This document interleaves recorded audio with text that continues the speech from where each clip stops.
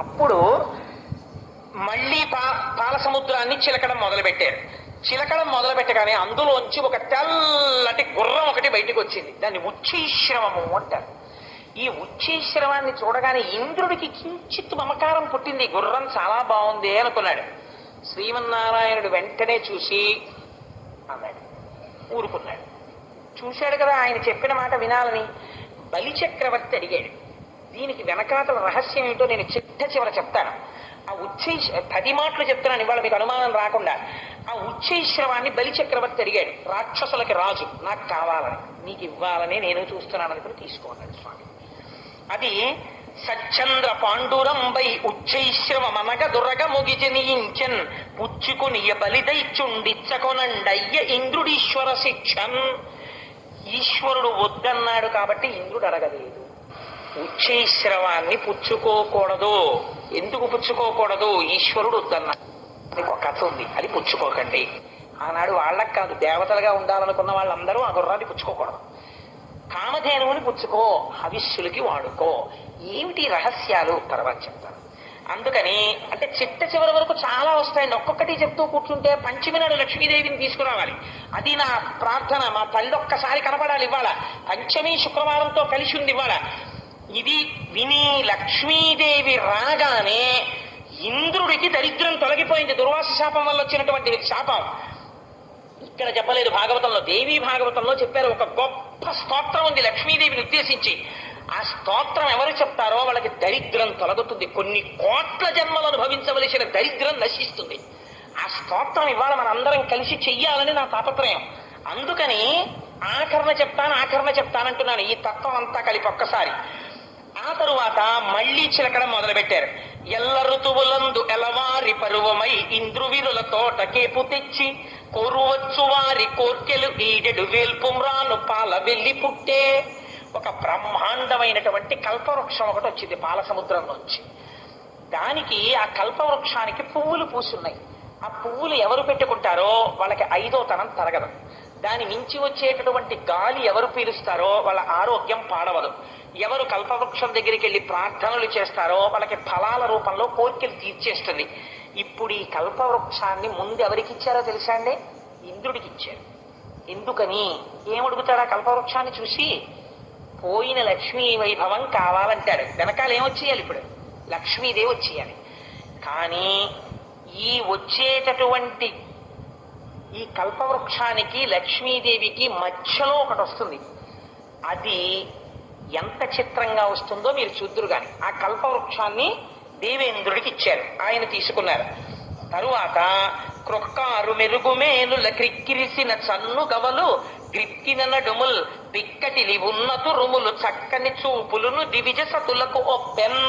పెద్ద పెద్ద కేశపాశాలు, అపారమైనటువంటి సౌందర్యమూర్తులు, అంతటి అందంతో అప్సరసలు పుట్టారు ఆ పాలసముద్రంలోంచి. ఆ అప్సరసలు దేవకాంతలై దేవనర్తకీమణులై ఉండిపోయారు. అలాగా సరే, వాళ్ళు అలా ఉన్నారు. ఉన్న తర్వాత పాల సముద్రాన్ని ఇంకా చిలకడం మొదలుపెట్టారు. ఇప్పుడు ఇంద్రుడి దరిద్రం తీరాలి. ఇంద్రుడి దరిద్రం కాదు, లక్ష్మీదేవి యొక్క ఆవిర్భావం జరగబోతోంది. అమ్మవారు క్షీరసాగర మదనంలో పుట్టినప్పుడు ఒక గమ్మత్తు చేసింది. శుక్రవారం పంచమి నాడు పుట్టింది. ఇప్పటికీ పద్మావతి అమ్మవారు కూడా శుక్రవారం పంచమే. అందుకే అమ్మవారికి ఈ మాసాలలోనే ఫిబ్రవరి మార్చిల్లోనే పాల్గొన మాసంలో ఒక గమ్మత్తు చేస్తారు. పద్మావతి తిరుచానూరులో ఏమిటో తెలుసా అండి? సుమంగళి పూజ అని ఒక పూజ ఉంది. పసుపు కుంకాలున్న ఆడవాళ్ళందరూ ఆ రోజున పసుపు తాళ్ళు, నల్ల పూసలు, గాజులు, పువ్వులు, పసుపు కుంకం పట్టుకెళ్ళి అమ్మవారికి ఇస్తారు. 5వ తరం ఉన్న ఆడవాళ్ళందరికీ దానికి ట్రస్ట్లు ఉన్నాయి. పెద్ద పెద్ద కళ్యాణ మంటపాల్లో భోజనం పెడతారు. వాళ్ళందరితో కలిసి లక్ష్మీదేవి వచ్చి కూర్చుని భోజనం చేస్తుంది. ఇప్పటికీ ప్రతి ఏడాది ఇప్పటికీ మనకి తిరుచానూరులో జరుగుతుంటుంది ఉత్సవం. అందుచేతనే అమ్మవారి ఆవిర్భావం జరిగి రేపు కళ్యాణం జరిగిన తర్వాత కాకినాడ పట్టణంలో ఉన్న సువాసినులందరూ కొన్ని కోట్ల జన్మలు అలా పసుపు కుంకాలతో ఐశ్వర్యంతో ఉండి కుటుంబాలని రక్షించుకుని వాళ్ళు ధర్మ మార్గంలో భర్తలు ప్రవర్తించేటట్టు చూడాలనే లక్ష్మీ పూజ ఆదివారం పెట్టుకున్నాం. ఇప్పుడు మళ్ళీ పాల సముద్రాన్ని చిలికారు. తొలుకారు మెరుగుకై వడి తలతలమని మేను మెర్రయ్య ధగ ధగమనుచున్ కనుముల నీడెడు చూపుల చెలువంబుల మొదలి టెంకి సిరి పుట్టెన్రుపా. అపాసటి కాంతితో తెల్లటి వస్త్రాలు కట్టుకుని పద్మాననే పద్మభూరు పద్మాక్షి పద్మ సంభవే అని ఆ పాల సముద్రంలోంచి నల్లని కన్నులతో సొగసైన చూపులు ఇలా మాతృవాత్సల్యంతో అందరి వంక చూస్తూ లక్ష్మీదేవి పాల సముద్రంలోంచి ఆవిర్భవించింది. అమ్మవారి చూపులు ఎంత దిశల వరకు పడ్డాయో అంతవరకు దరిద్రములన్నీ తొలగిపోయి అందరూ ఆనందమును పొందారు. లక్ష్మీదేవి జన్మించింది. ఆనాడు పాల సముద్రం దగ్గర ఉత్సవం జరిగినట్టు జరుగుతోంది. నేను ఇక్కడ నమ్మి ఒక మాట చెప్తున్నాను. ఇవాళ ఈ ఘట్టాన్ని ఎవరు విన్నారో వాళ్ళకి కొన్ని కోట్ల జన్మలు తరమవలసిన దరిద్రం నశించిపోయింది. ఇది పరమ యథార్థం. అందుకని ఆ తల్లి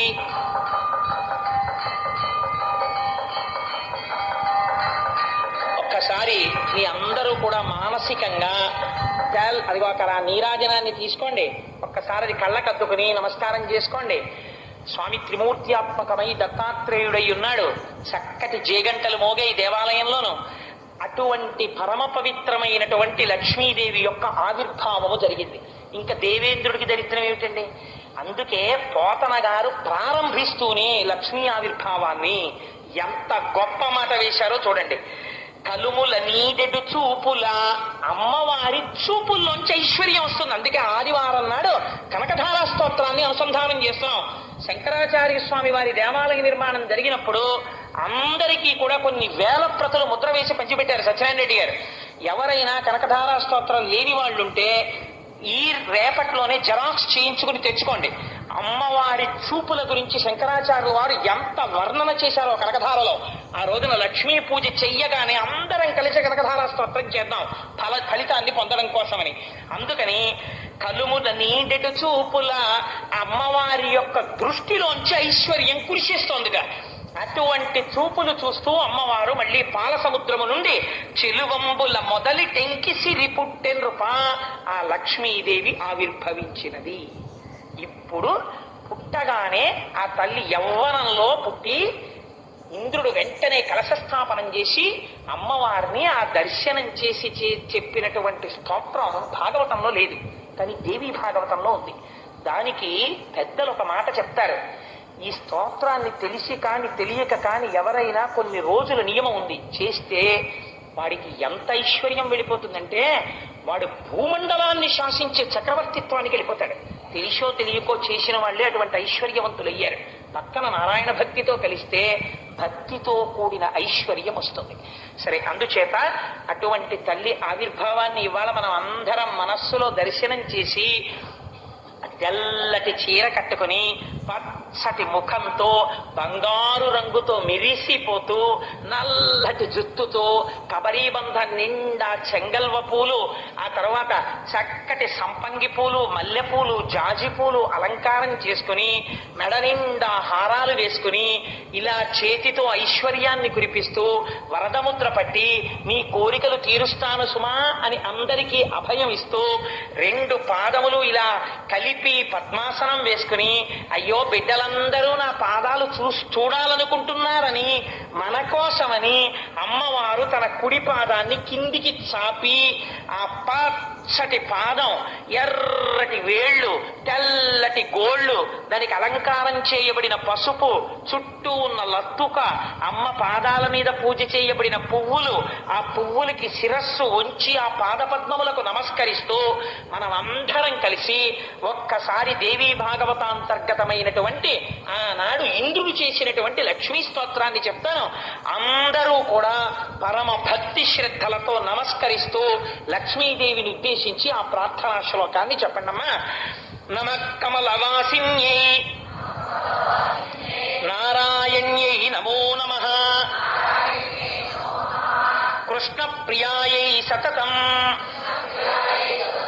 నీటిలో ఉండేటటువంటి కప్పలు పాలసముద్రంలోంచి పైకి లేచాయి అన్నారు క్షీరసాగర మథనంలో. ఇందాక చెప్పాను కదా, అందుకని వాళ్ళ కప్ప రూపంలో వచ్చి శ్రీమన్నారాయణుడు వేదిక ముందుకొచ్చి మరీ దర్శనమిస్తున్నాడు. చూడండి, క్షీరసాగర మదనం అవగానే నాకైతే ఆయన నోరు ఇలా ఇలా ఇలా ఇలా అండంలో ఆది కూర్మం ఆ రోజున ఇలాగే కూర్చుంది సుమా అని చెప్పడానికి వచ్చాడా అన్నట్టుగా మహానుభావుడు ఇవాళ నారాయణుడే వచ్చాడు. అమ్మవారి స్తోత్రం చేసేటప్పటికీ ఒరే నేను మీ అందరికీ ప్రత్యక్ష దర్శనం ఇస్తున్నాను, క్యాంప్ చేశాడన్నావు కదా, ఇదిగో మీకు దర్శనం ఇస్తున్నానని కనబడ్డాడు. కానీ ఉపన్యాసం అయిన తర్వాత ఆయన మీద పడిపోయి నమస్కారాలు చేసేయకండి, ఆయనకి ఇబ్బందిగా ఉంటుంది. చల్లని వాడు కదా, మీకు చెప్పాను కదా, ఎన్ని కష్టాలున్నవాడు ఆయన్ని పుట్టుకుంటే చల్లగా ఉంటుందని. కప్ప చల్లగా ఉంటుందండి. కప్ప రూపంలో వచ్చాడు, నీళ్లలో ఉండగలడు, భూమి మీద ఉండగలడు, ఉభయచరంగా వచ్చాడు. నా స్వామి దర్శనంగానే నేను భావించి నమస్కరిస్తూ నమఃకమలవాసిన్యై నారాయణ్యై నమో నమః కృష్ణ ప్రియాయై సతతం మహాలక్ష్మీ నమో నమః పద్మపత్రేక్షణాయై చ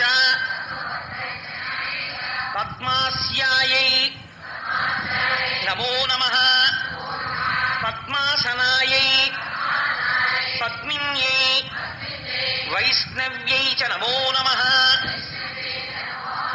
సర్వసంపత్స్వరూపిణ్యై సర్వాధారాయై నమో నమః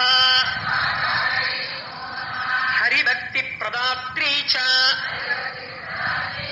హర్షదాత్రీ నమో నమః కృష్ణవక్షస్థితాయై చ కృష్ణేశాయై నమో నమః చంద్రశోభాస్వరూపాయై రత్నపద్మే చ శోభనే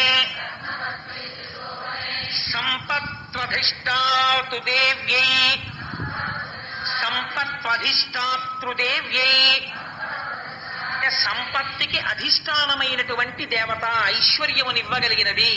సంపత్ అధిష్టాతృదేవ్యై మహాదేవ్యై నమో నమః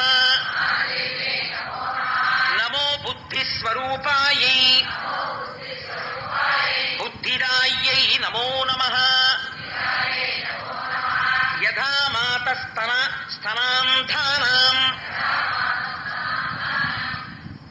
శిశూనాం శైశవే సదా. అంటే ఎంత గొప్ప స్తోత్రం చూడండి, ఎలా పూర్తి చేస్తున్నారో. యథా మాతా స్తనాంధానాం శిశూనాం శైశవే సదా అంటే పిల్లవాడు శిశువుగా ఉన్నప్పుడు ఆ శిశువుగా ఉన్న బిడ్డన్ని బ్రతికించగలిగిన శక్తి ప్రపంచమునందు అమ్మ పాలు తప్ప వేరొకటి లేదు. ఈ లోకమునందు నేను సుఖశాంతులతో ఉండడానికి ఐశ్వర్యము తప్ప వేరొక దిక్కు లేదు. అందుకని ఐశ్వర్యము ఉండవలసినదే, ప్రయత్నపూర్వకంగా నిరసించకూడదు, తృప్తి ఉండాలి. అందుకని అమ్మా ఆనాడు బిడ్డడైనందుకు వాత్సల్యముతో అమ్మ పాలిచ్చి బ్రతికించినట్టు సమస్త లోకములకు తల్లివైన నువ్వు కూడా దయతో మాకు ఐశ్వర్యమునిచ్చి కాపాడు. ఎంత గొప్ప మాటతో పూర్తి చేశాడో చూడండి ఇంద్రుడు. యథా మాతా స్తనాంధానాం శిశూనాం శైశవే సదా తథా త్వం సర్వదా మాతా సర్వేషాం సర్వరూపతః. అలా అమ్మా మమ్మల్ని అందరినీ నువ్వు కాపాడి రక్షించు. అమ్మ స్తోత్రంలో ఒక గమ్మత్తుంది, మీరు గమనించారో లేదో. ఆ తల్లి ఏమి చెయ్యగలదో అంటే నారాయణ్యై నమో నమః అటువంటి తల్లి మనకి హరిభక్తి ప్రదాత్రై చ హర్షదాత్రై నమో నమః విష్ణు భక్తిని ఆవిడే ఇచ్చి ఆనందమును కల్పిస్తుంది. అందుకని ఇప్పుడు లక్ష్మి సంతోషించాలంటే మనం మళ్ళీ 11 మార్లు ఏవి చెప్పాలి? స్వామి నామని చెప్పాలి కదా. అందుకని అవి కూడా చెప్పేసి వెళ్ళిపోదాం, మనకి పెద్ద కష్టం అయితే పొంగిపోయి చెప్పేస్తాం మనం కదా. అందుకని మీరేమనాలి? గోవింద గోవింద హరి గోవింద అందుకని అనండి, నిఖిల లోకేశ గోవింద ఇహ పరదాయక గోవింద పరమదయాళో గోవింద గోవింద హరి గోవింద గోకులనందన గోవింద తిరుమలవాస గోవింద గోవింద హరి గోవింద గోకులనందన గోవింద శ్రీ గోవింద గోవింద హరి గోవింద గోకుల నందన గోవింద శ్రీ వెంకటేశ గోవింద గోవింద హరి గోవింద గోకుల నందన గోవింద ఆనంద రూప గోవింద గోవింద హరి గోవింద గోకుల నందన గోవింద కష్ట నివారణ గోవింద గోవింద హరి గోవింద గోకుల నందన గోవింద శిష్ట పరిపాలక గోవింద గోవింద హరి గోవింద గోకుల నందన గోవింద దురిత నివారణ గోవింద గోవింద హరి గోవింద గోకుల నందన గోవింద పాప విమోచన గోవింద గోవింద హరి గోవింద గోకుల నందన గోవింద పుండరీకాక్ష గోవింద గోవింద హరి గోవింద గోకుల నందన గోవింద వజ్రమకుటధర గోవింద గోవింద హరి గోవింద గోకుల నందన గోవింద గోవర్ధనోద్ధార గోవింద గోవింద హరి గోవింద గోకుల నందన గోవింద లక్ష్మీవల్లభ గోవింద గోవింద హరి గోవింద గోకుల నందన గోవింద మా రేపటి రోజు శనివారం, రేపటి రోజు కోసమే రిజర్వ్ చేశాను. అసలు ఆర్తిపడి రేపు లక్ష్మీ కళ్యాణం. అమ్మవారు శ్రీమన్నారాయణుణ్ణి రేపు కళ్యాణం చేసుకుంటుంది. కమనీయమైనటువంటి ఘట్టం. రేపటి రోజున దాన్ని విజ్ఞాపన చేసేటటువంటి అదృష్టాన్ని స్వామి నాకు కటాక్షించుగాక. సర్వం శ్రీ ఉమామహేశ్వర పరబ్రహ్మార్పణమస్తు.